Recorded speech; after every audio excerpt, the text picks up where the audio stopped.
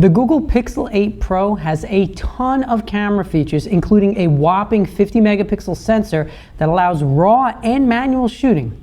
But how does it compare to a mirrorless camera, including one that's also 50 megapixels with a medium format sensor? Today we're going to find out. What's up everyone? Thanks for joining me. As always, Pete Coco here. This video is brought to you by my new partner, Mint Mobile, but more on Mint later. Now I've been using this phone, the Pixel 8 Pro, as my main phone for about a month now. And I have to say, there's really a lot to love about this phone. Today, however, we're focusing specifically on the camera features since most of you watching my channel are photographers like me. Before I tell you which is which, I'm going to show you some side-by-side images taken with the Pixel 8 Pro and with my various Fujifilm cameras. Now, we've all been there.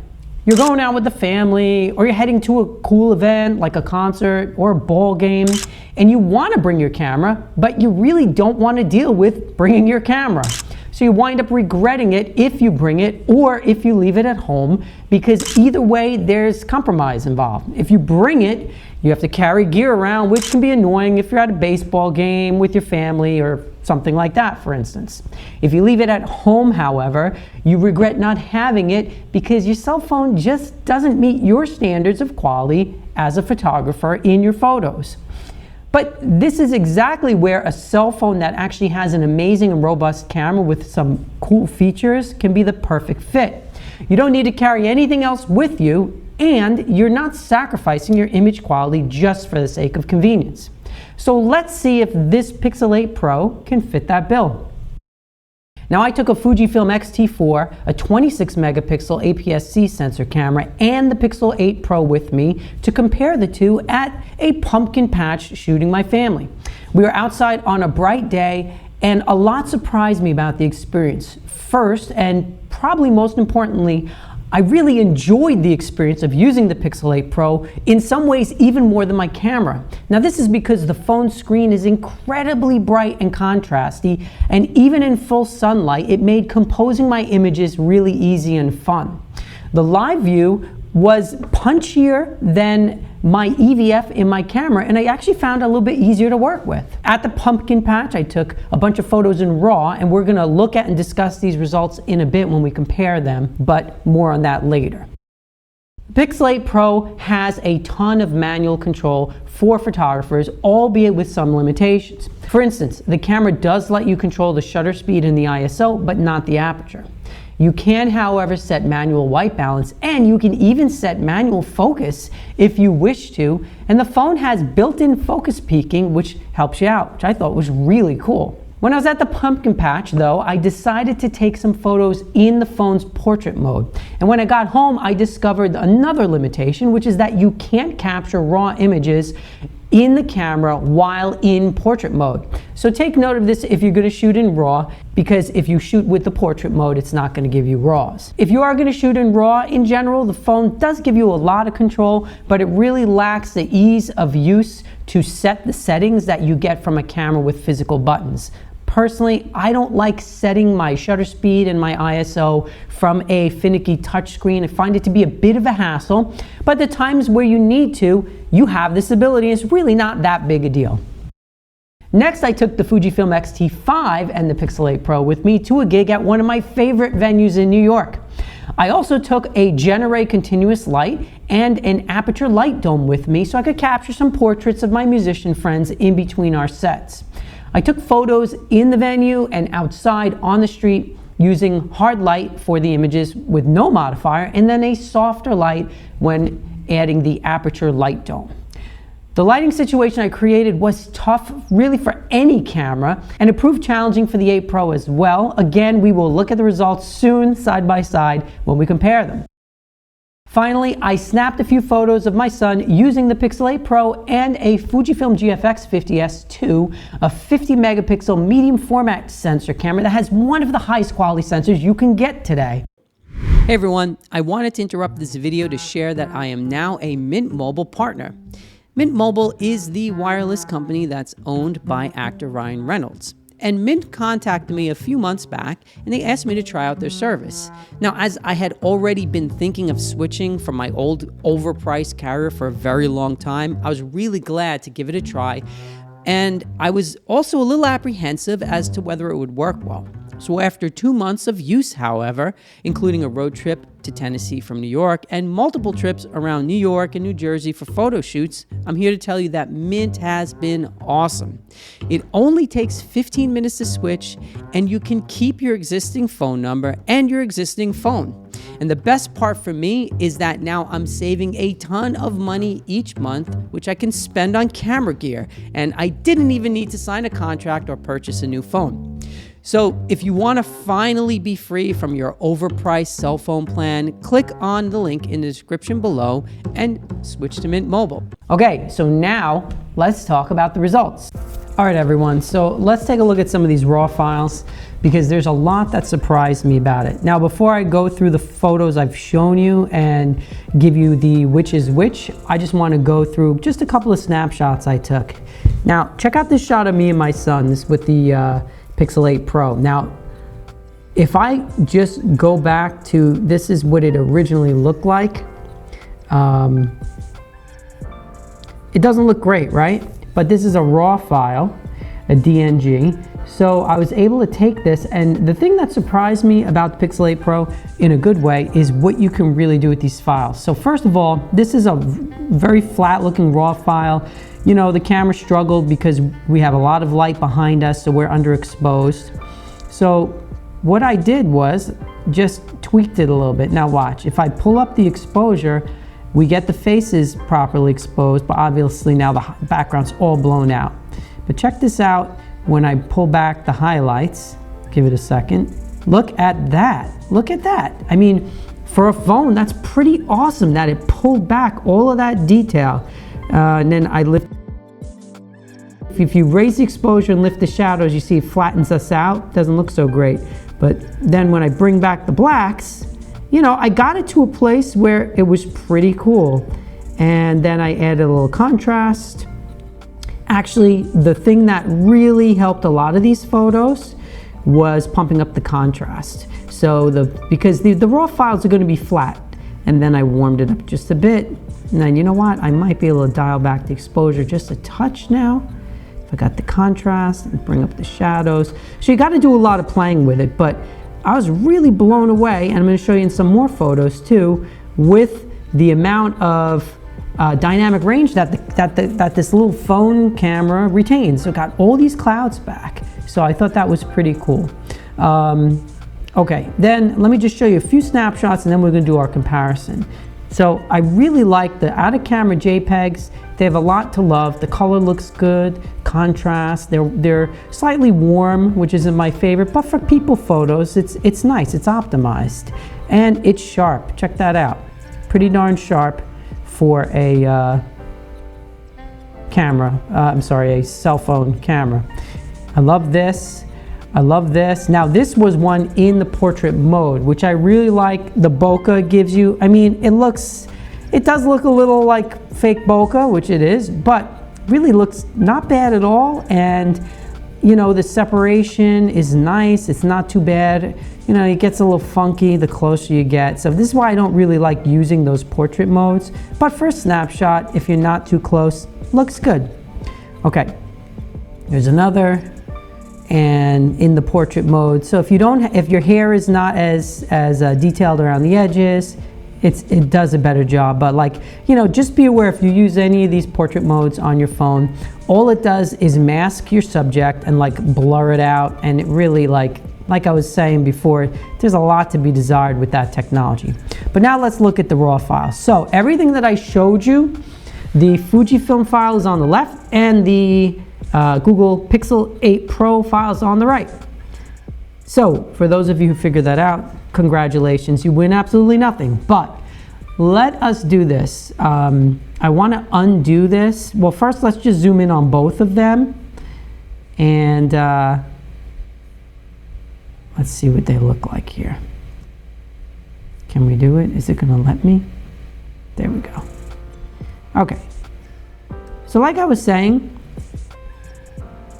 you can see even when we get close, this is my bandmate Jesse in his Halloween costume. I mean, this is a pretty sharp image. Now, clearly the Fuji has more detail going on, but if I just pull the shadows up a little bit on the Fuji files, I want to get it to match a little bit better. Let's see, we're gonna go real close for no reason other than to say we did. And now you can start to see it really does start to break up in comparison, but man, that's close. Check that out. Now, for me, obviously, and for you, if you're a photographer, sharpness isn't everything, right? You want a sharp image, but there's more that goes into it. So one of the biggest things that goes into it is the amount of dynamic range you get, and the colors. So clearly, I mean, you're gonna compare anything to Fuji colors and it's gonna be lacking. So here, the file itself was a little bit more towards the yellows, not really as pleasing as far as the colors. But the thing that I really was blown away with the Pixel is this, the same thing like before. If you could see by my settings here, I did a lot of tweaking, right? But if I reset this back to what it was, this is what the camera gave me to begin with. I mean, those highlights were completely blown out. And so I had figured, all right, the highlights are blown out. There's nothing we can do there. The phone is definitely not gonna have that detail.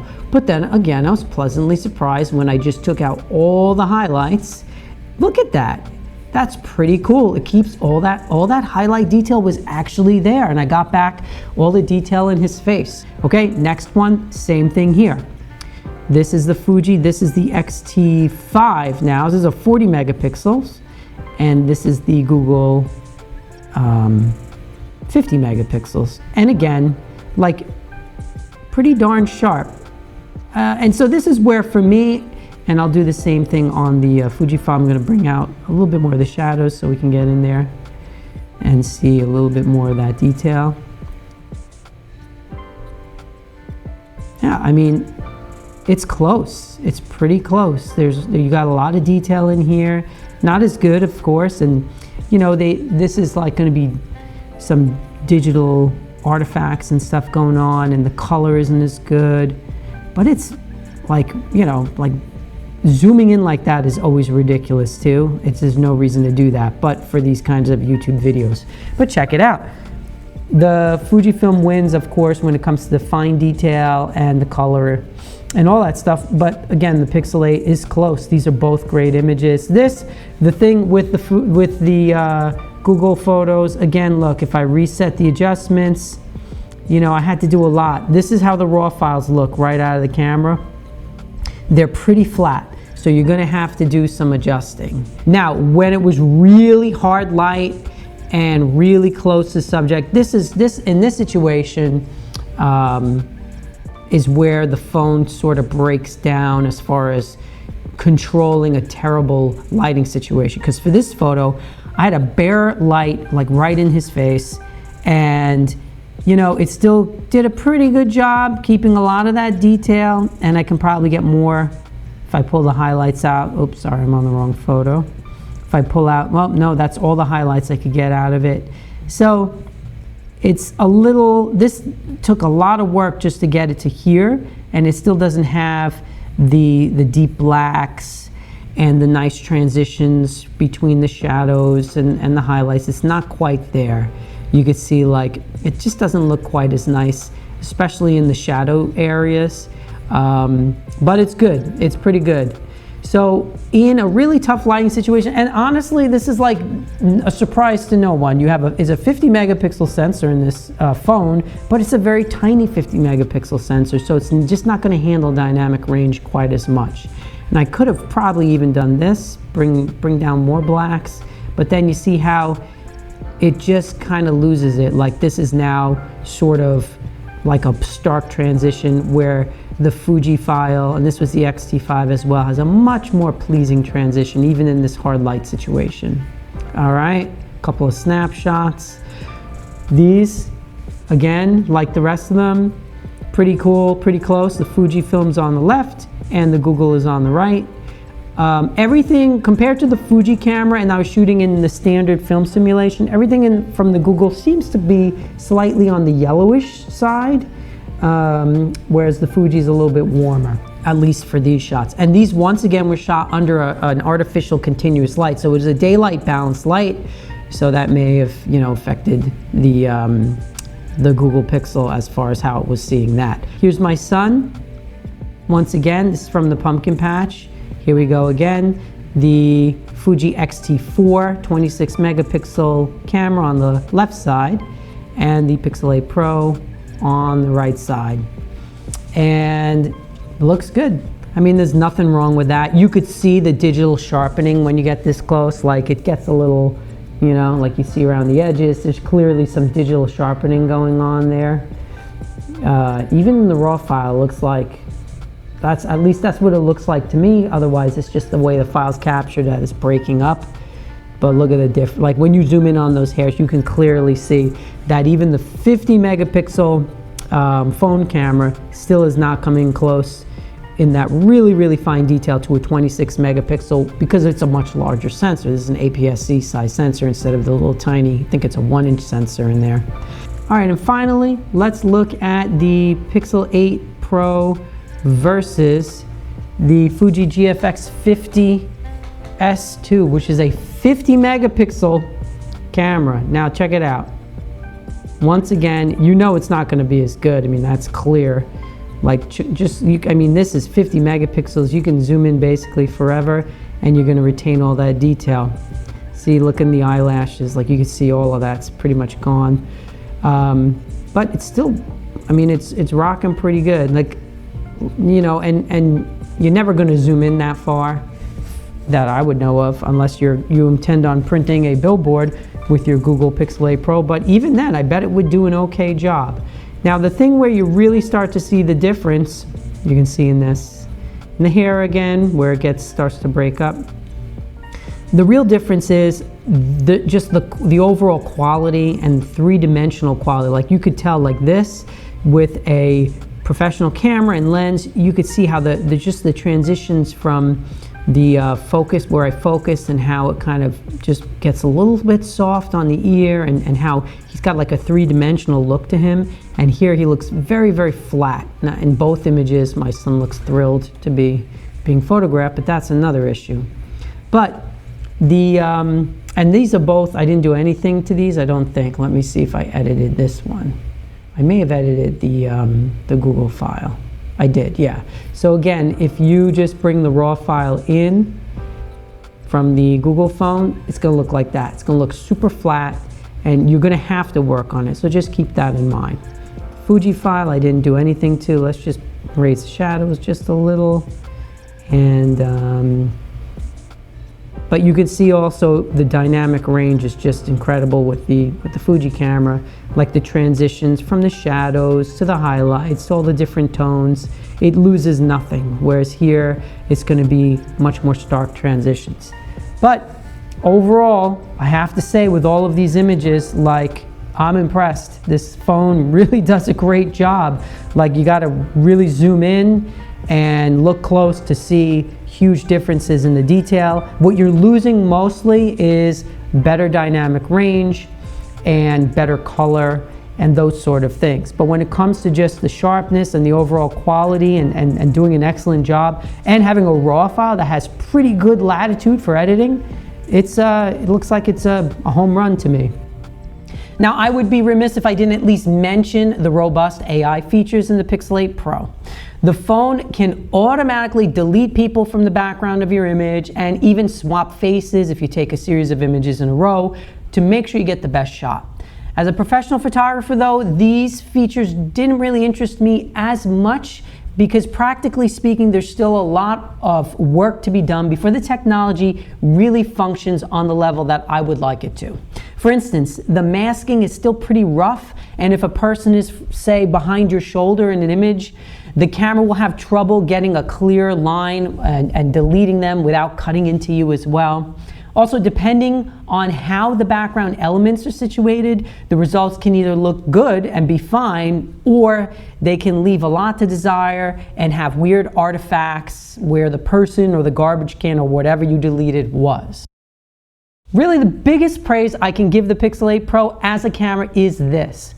After using it on a number of occasions side by side with some of my favorite mirrorless cameras, I can see myself leaving behind my bulky digital camera and using this phone as my camera without feeling like I've completely compromised. The shooting experience itself, although it's still not as fun as a real camera, of course, offers a lot to love, and the image quality, especially if you want to shoot in RAW, gives us photographers the ability to continue to create stellar images on the go without having to take gear with us. All right, everyone, that's all I have for you today. I hope you enjoyed this video, maybe found it a little bit informative.